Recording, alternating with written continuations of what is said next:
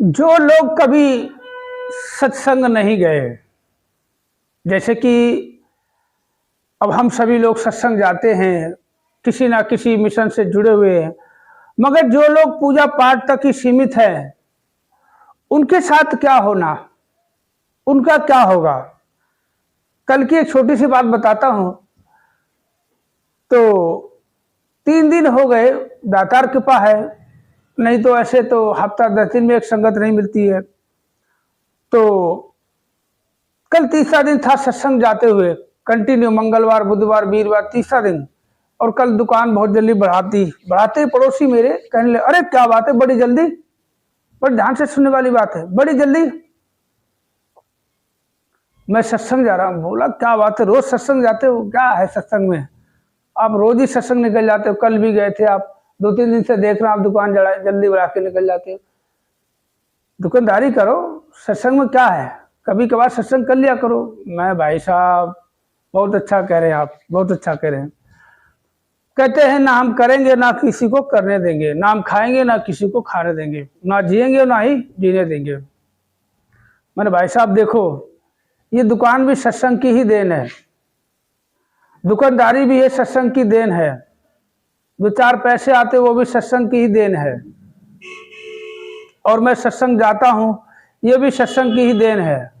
आप चलोगे मेरे साथ? बोला भैया तुम ही जाओ सत्संग।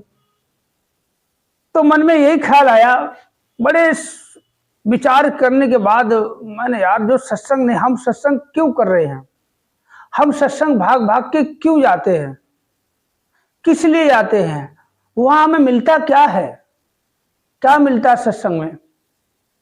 बड़े विचार करने के बाद मैं सोचा छोटा सा वीडियो बना के आप जी के सामने शेयर किया जाए कि दुनिया में कहीं भी चले जाओ, किसी भी तीर्थ स्थान पे चले जाओ, अपना सर्वस्व निछावर कर दो, सब कुछ आपके पास लाखों अरबों करोड़ों की धन दौलत होए, लुटा दो, मगर जो सत्संग में आपको मिला है वो दौलत लुटा के भी नहीं मिलेगा।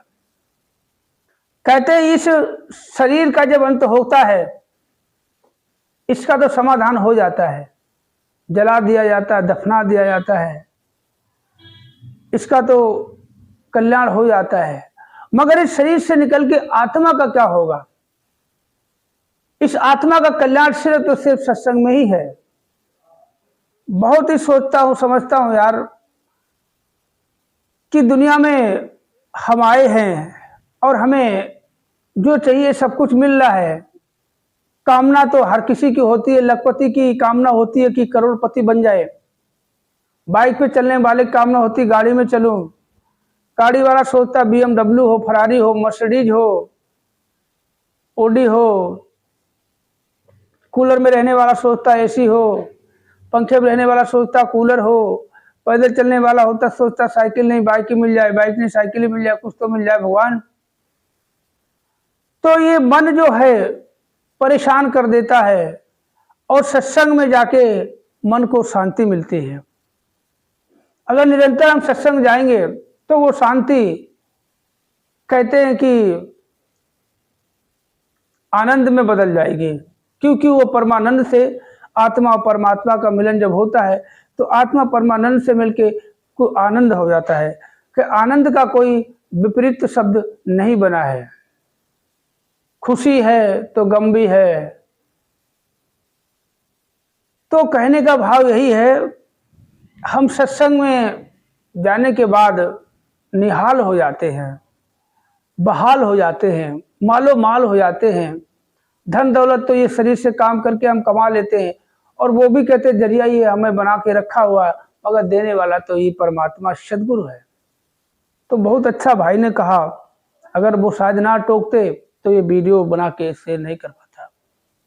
तो कहते सब छूटे सत्संग ना छूटे, वैसे छूटे वाला कुछ है नहीं, सबको कह दिया अगर निरंतर सत्संग करते जाएंगे ना। मैंने ये देखा 3 दिन लगातार सत्संग जाने के बाद हमारे मन पे क्या प्रभाव पड़ा, हमारी सोच पे क्या प्रभाव पड़ा, नजरिया क्या। मैं पर वही सोचा कि यार वास्तव में जो सुनता हूं ना, सच तो वही है कि तुम रोज सत्संग जाओ, भाग भाग के जाओ। सतगुरु का कहना, तुम सत्संग समय से आओ, रोज सत्संग जाओ, बाकी मेरा काम है, मैं तुम्हें सब कुछ दूंगा।